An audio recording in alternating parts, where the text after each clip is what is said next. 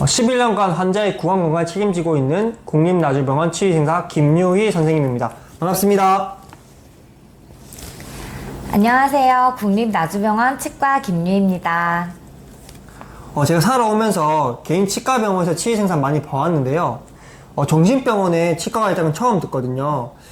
국립정신병원 치과에서의 치위생사는 무슨 일을 하시나요? 치위생사는 치과에서 의사 선생님을 도와 진료 보조 업무를 하고 환자의 구강 상태에 맞춰 충치나 치주 질환 예방, 구강 관리 업무를 하는데요. 국립병원에서는 위와 같은 일을 전부 똑같이 하되 공무원으로서 받아야 할 교육이라든지 공문서 작성 등을 함께 하고 있어요. 치과 업무 외에 행정 업무는 전문적으로 해보지 않았던 일들이라 아직까진 저에게 어려움을 느껴지는 부분이죠. 네, 공무원이셨군요. 그러니까 치과 업무 외에 공무원에서 해야 되는 행정 업무까지 같이 겸하고 계시네요. 제가 생각했을 때 환자들이 외지인을 통해 치료받거나 아니면 개인 치과 병원에 치료받으면 좋을 것 같은데 정신병원 내에 치과가 꼭 필요한 이유가 있나요? 국립정신병원의 치과라는 진료 과목이 생소하실 수도 있겠지만 정신과에 꼭 필요한 진료가 치과 진료인데요. 그 이유는 정신과 약물의 경우 구강 내 타액 감소로 인한 구강 건조증을 유발시킵니다. 그리고 정신과 환자들에게 나타나는 결핍 증상의 하나로 의욕과 수행의 감퇴로 인한 무기력증, 또 음성 증상으로 인해 청결 관리가 잘 되지 않는 경우가 많아 구강 상태가 매우 좋지 않습니다. 특히나 정신과 환자의 경우 입원을 한 상태에서 외래 진료를 나가는데 어려움이 있는데요. 그러한 상황에서 병원 내외에 있는 치과를 이용해서 치과 진료를 받을 수 있다라고 하면 정말 좋으니까 저희 병원의 큰 장점이라고 생각합니다. 선생님 말을 종합해보면 정신과 환자들이 가장 취약한 부분을 집중 관리해주고 계시네요. 그럼 국립정신병원 치위생사 되려면 어떻게 해야 되나요? 저희는 보건복지부 소속 의료기술직 공무원입니다. 보통 치위생사가 되려면 치위생학과를 졸업을 하거나 동등 이상의 교육과정을 이수하고 국가고시 합격을 통해 면허증을 취득을 할 수 있는데요. 저희 같은 경우는 취득한 면허증으로 임상에서 수년의 경험을 쌓은 다음 보건복지부 소속 국립정신병원 공고 지원을 통해 면접시험을 합격하면 국립병원에 근무할 수 있어요. 현재 국립병원에 근무하시는 선생님들이 전국에 몇 분 안 계시는 걸로 알고 있어요. 그런데 국립정신병원이나 모든 정신과 질환에 꼭 필요한 것이 치과 진료인 만큼 많은 치위생사들이 국립병원에 근무를 할 수 있겠으면 좋겠다라는 생각을 해봅니다. 선생님께서는 정신병원과 개인 치과병원 이렇게 두 군데서 모두 일하신 이력이 있으신데요. 이 두 직장의 업무에 대한 차이가 있으신가요?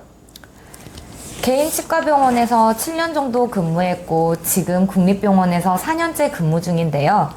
다른 치과병원에서는 보존, 보철, 예방, 소아치료 등의 여러 과목들의 치과 진료를 밸런스 있게 치료했다라고 한다면 정신병원 환자의 경우에는 구강 상태가 너무 좋지 않아 발치를 하는 외과적인 치료부터 충치 치료를 하는 보존적인 치료를 많이 하는 것 같아요. 그래도 예전보다는 예방 치료의 비중을 넓혀가고 있는 상황이에요.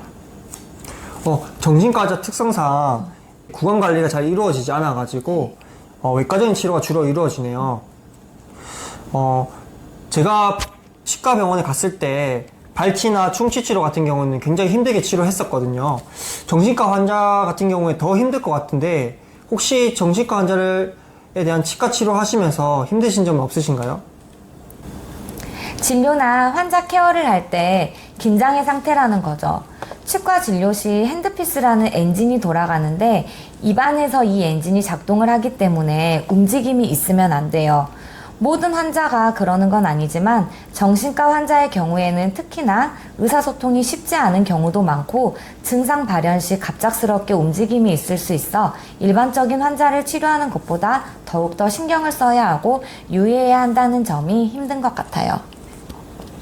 그럼 4년 정도 정신병원에서 이제 치과 업무를 하신 것 같은데 가장 기억에 남는 에피소드 같은 것이 있으실까요? 누구에게나 치과는 굉장히 공포스럽고 또 가기 싫은 공간이잖아요. 치과를 환자들이 찾아오게 하고 싶은 공간으로 만들고자 하는 저의 욕심이 있었어요.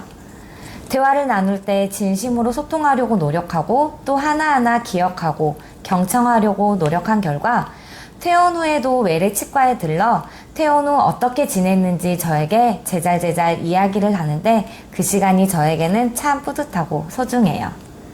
소아병동 친구들은 진료를 올 때 손을 번쩍 들면서 하이 라고 인사를 하고 들어와선 저한테 편지를 건네요. 편지 안에는 환자분들의 애정이 가득 담겨 있는데 감사하다는 인사는 꼭 들어있고 훌륭한 사람이 되겠다. 그리고 저에 대한 칭찬을 덤으로 적어주는데요. 칭찬에 힘을 내게 되고 그 칭찬이 또 부끄럽지 않도록 앞으로 더 열심히 해야겠다는 생각을 하게 돼요. 환자분들에게 좋은 기억의 공간, 저 조금은 성공한 것 같아요. 혹시 일하시면서 생긴 직업병이 있나요?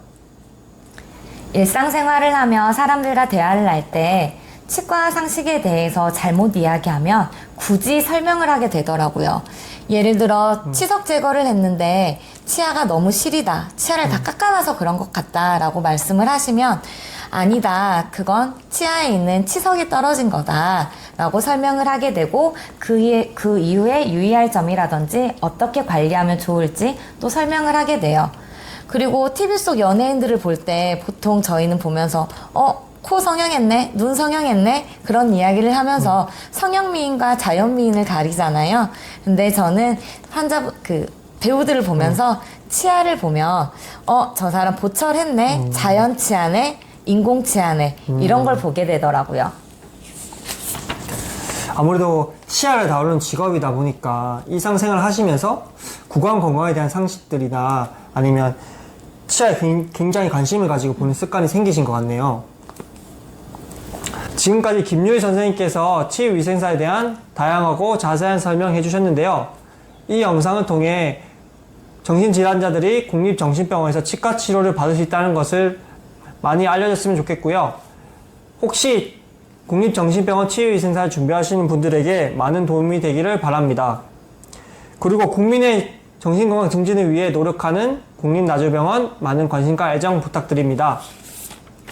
오늘 많은 설명해주신 김유희 선생님께 다시 한번 감사드리며 이 영상이 좋으셨다면 구독, 좋아요, 알림 설정 부탁드립니다. 감사합니다. 감사합니다.